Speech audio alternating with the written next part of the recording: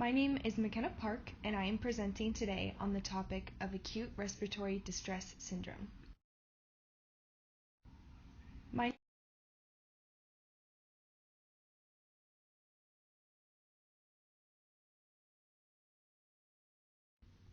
This will be the outline for my presentation. First, I will give a brief introduction of ARDS, explain its pathophysiology, talk about the causes and risk factors, clinical manifestations, diagnostics used, the medical treatment, nursing interventions, complications, COVID-19 and ARDS, and patient implications.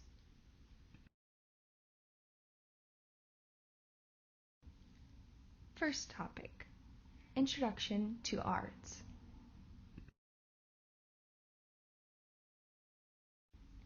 What is ARDS? Acute respiratory distress syndrome is a form of non-cardiogenic permeability pulmonary edema associated with systemic inflammatory conditions and marked by diffuse alveolar damage. Is it different from acute respiratory failure? Yes. Acute respiratory failure is the failure of the lungs to maintain arterial oxygenation or to eliminate CO2 from the body and leads to tissue hypoxia. There are two classes of acute respiratory failure. Type 1 is hypoxemia and type 2 is hypercapnia.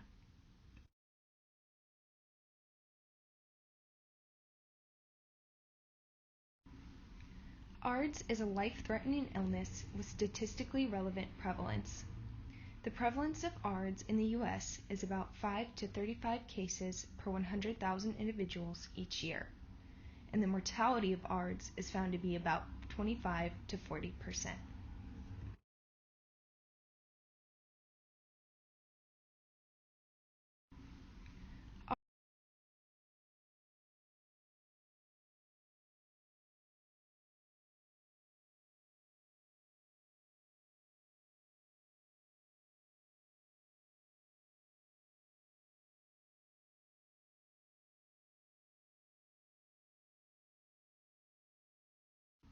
Second topic, the pathophysiology of ARDS.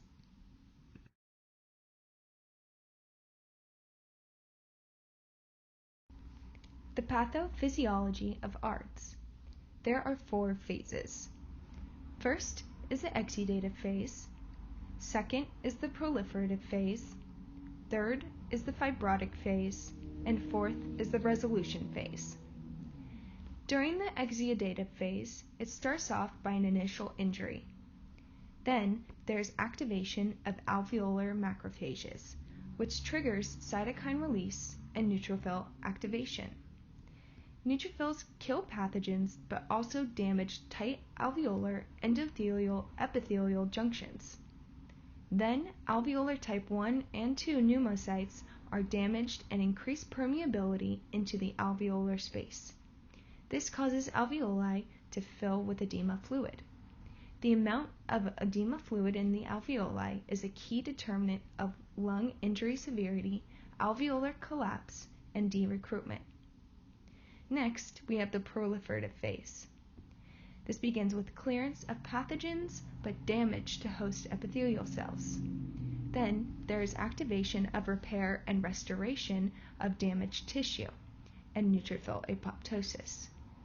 Then fibroblasts initiate interstitial matrix reformation, which allows regrowth of alveolar epithelium by differentiation of type 2 alveolar cells into type 1 cells. Next is the fibrotic phase. This occurs when the proliferative phase is impaired or prolonged. There is ongoing inflammation, and fibroblast proliferation impair alveolar clearance and recovery of normal function. There is uncleared and insoluble proteins in alveolar space that activate fibrotic tissue formation. This leads to the long-term consequence of fibrosing alveolitis. In simple terms, there is severe scarring of the alveoli. Finally, we have the resolution phase. Some, but not all, ARDS patients will reach this phase. This is the repair of damaged lung tissue. Hypoxemia and pulmonary infiltrates gradually improve, and cardiopulmonary function returns at or near baseline levels.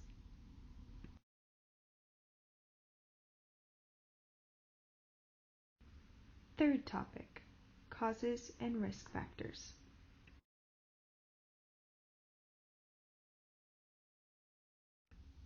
What are the causes of ARDS? There are direct lung injuries and indirect lung injuries. Examples of indirect lung injuries are aspiration of gastric contents, pulmonary infections or trauma, emboli, gas or fat, drowning, inhaling toxic gases, anaphylaxis, and prolonged coronary artery bypass grafting. There are also indirect lung injuries: sepsis, which is the most common cause, shock, blood transfusion, trauma, drug overdose, acute pancreatitis, gestational hypertension, otherwise known as preeclampsia, and long bone fractures.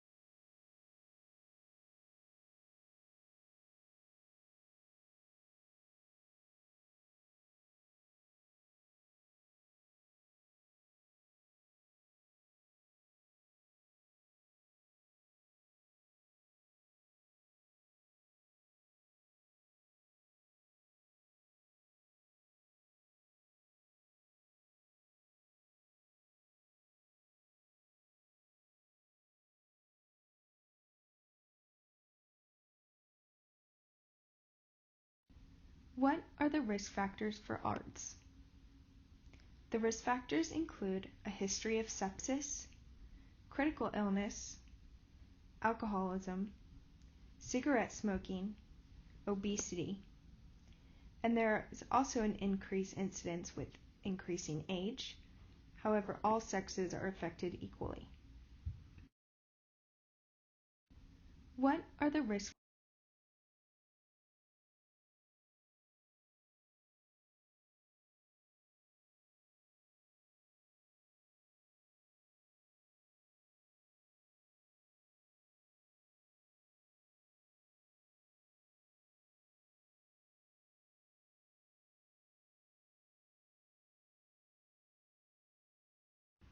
Fourth topic, clinical manifestations.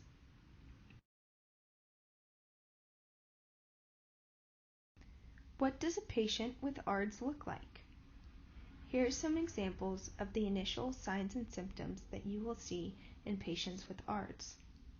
The hallmark sign is hypoxemia despite increased supplemental oxygen, progressive dyspnea, increasing requirement for supplemental O2, alveolar infiltrates on chest imaging with 6 to 72 hours of an inciting event, tachypnea that appears in the first 12 to 24 hours, tachycardia, which also appears in the first 12 to 24 hours, diffuse crackles, an ABG that reads acute hypoxemic respiratory alkalosis, a chest radiograph that shows bilateral diffuse alveolar opacities with dependent atelectasis, and a CT that shows widespread patchy and or coalescent airspace opacities that are usually more apparent in the dependent lung zones.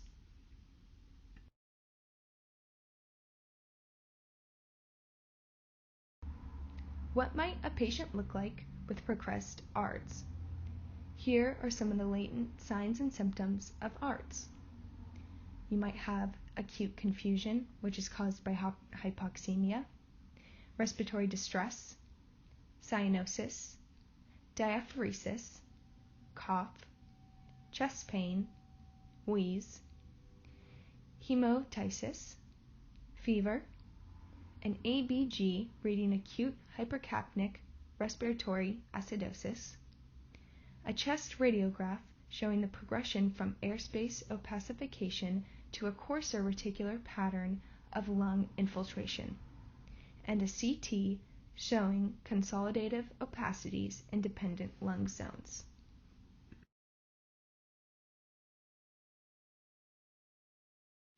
Fifth topic, the diagnostics used for ARDS.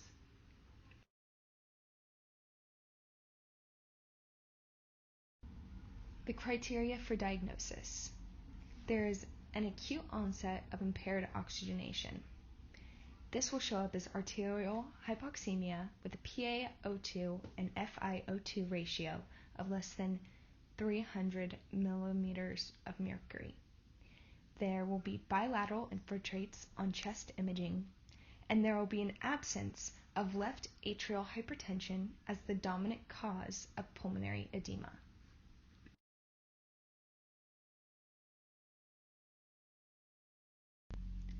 What is the Berlin ARDS definition, and why is it important? The Berlin definition of ARDS was developed in a worldwide ARDS study. This is important because it is used to diagnose or rule out ARDS according to the clinical presentations of a patient. The criteria according to the Berlin definition of ARDS is as follows. Timing. Within 1 week of a known clinical insult or new or worsening respiratory symptoms. Chest imaging. Bilateral opacities, not fully explained by effusions, lobar, lung collapse, or nodules. The origin of edema. Respiratory failure not fully explained by cardiac failure or fluid overload. You need an objective assessment, such as an echocardiography, to exclude hydrostatic edema if no risk factor is present. Finally, oxygenation. There can be mild oxygenation, moderate oxygenation, or severe.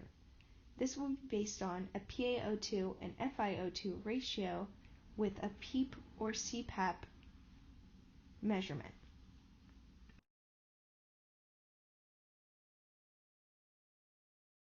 Sixth topic, the treatment for ARDS.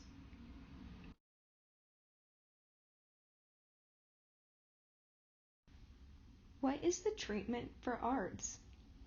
The gold standard treatment for ARDS is going to be low tidal volume and high PEEP settings on the ventilator and lung recruitment maneuvers. Low tidal volume is associated with better survival rates. High PEEP initiates alveolar recruitment, reduces intrapulmonary shunts, and improves arterial oxygenation. Lung recruitment maneuvers, specifically the prone position, decreases the intrapulmonary shunting and improves oxygenation and compliance. These ventilator settings are known as lung protective ventilation strategies. ECMO, extracorporeal membrane oxygenation, and HFO, high-frequency oscillatory ventilation, are part of these strategies as well.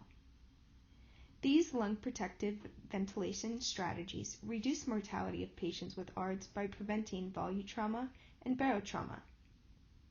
No drug therapy has been proven yet to be effective in the treatment of ARDS.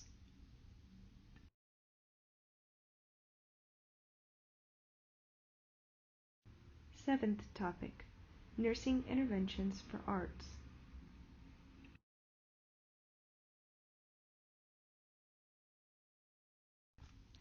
As nurses, what is our role for caring for patients with ARDS? Here are some nursing intervention examples that we may implement in our own nursing practice. First, we'd like to manage nutrition, specifically fluid management.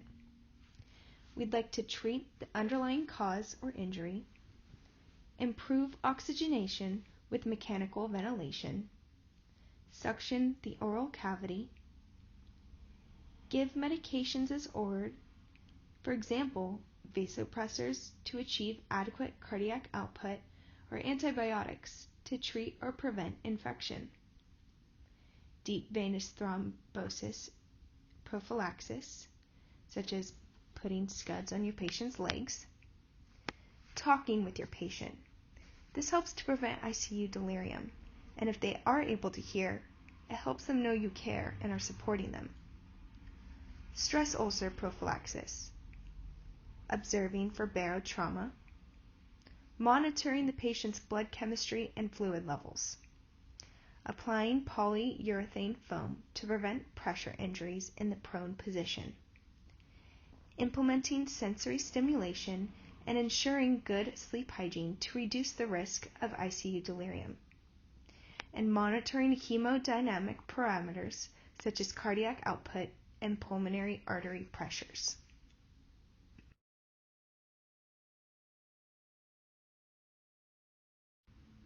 Eighth topic, complications of ARDS.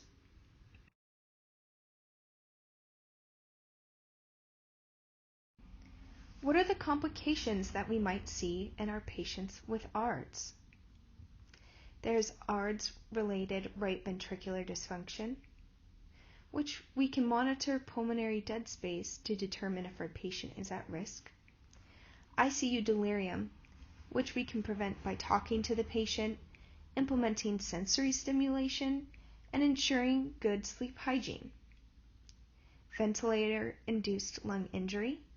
We can prevent this by using lung protective ventilator strategies, such as low tidal volume and high PEEP. Barotrauma, which is alveolar rupture, and volutrauma, which is alveolar fracture. We can prevent this by, again, using those lung protective ventilator strategies. Nosocomial pneumonia or ventilator-associated pneumonia. We can prevent this by performing oral care, keeping the head of bed elevated, and providing suctioning. Also, our patients are at risk for developing PTSD. Getting intubated and sedated is a terrifying experience, and the patient may or may not remember their time in the hospital, and if they do remember, they could have some lasting side effects such as PTSD. Other complications include oxygen toxicity, superinfection, multiple organ dysfunction syndrome, acute kidney injury, stress ulcers, depression, anxiety, and death.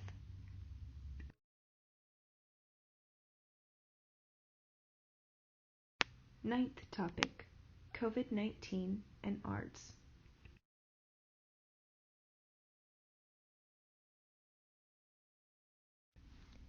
COVID-19 and ARDS are two very closely related diseases.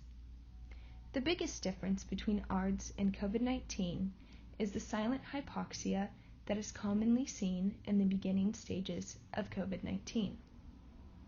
In a typical presenting ARDS patient, hypoxemia is noticed from the beginning by patients. The similarities between the pathophysiology and disease course is very similar in ARDS and COVID-19. Therefore, these diseases are both managed using the same interventions and treatments.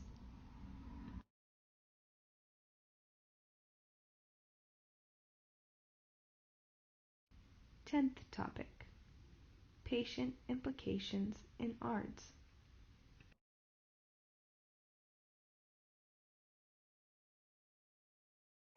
What are some of the ethical implications that we might see in ARDS patients? Recovered patients are at risk for diminished functional capacity, mental illness, and decreased quality of life. Accessibility to follow-up care and medications is needed to help prevent this. In Provision 2 of the ANA Code of Ethics, it states that the nurse's primary commitment is to the patient, whether it's an individual, family, group, community, or population. Our first priority as nurses is to advocate for and protect our patients. If we are not considering the ethical implications and actively working to amend them in our own nursing practice, then we are not following the ANA Code of Ethics. Therefore, It is the responsibility of the discharge nurse to make and schedule follow-up care and ensure the patient has access to receive prescriptions once outside of the hospital.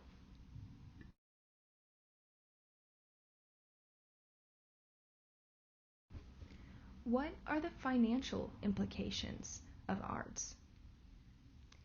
Financial toxicity related to critical illness is common and may limit a patient's emotional, physical, and social recovery after ARDS hospitalization. Financial toxicity can include medical bills, changes in insurance coverage, and loss of employment income. The negative financial impacts compromises all aspects of a patient's recovery. This is something that should be considered by nurses and clinicians so that we can provide resources where they can find financial assistance.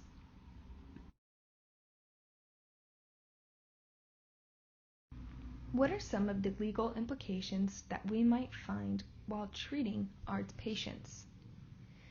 Sometimes there is unfair nurse-patient ratios that lead to missed or delayed ARDS diagnoses. It is Oregon law that nurses in the ICU, where ARDS patients will be treated, can have no more than a 1 nurse to 2 patient ratio. However, there are many instances where this is not obeyed. The LungSafe study found that an unfair provider or nurse workload is a component of missing or delaying ARDS diagnoses. The LungSafe study found that the diagnosis of ARDS was delayed or missed in 2/3 of patients, with the diagnosis missed entirely in 40% of patients, while ARDS recognition ranged from 51% in mild ARDS to 79% in severe cases. It is critical to make an early and accurate diagnosis of ARDS to prevent lung injury and improve the patient's chance for survival.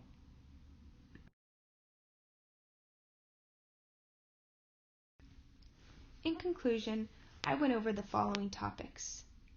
I did an introduction of ARDS, where we discussed the definition and a comparison of acute respiratory distress syndrome and acute respiratory failure.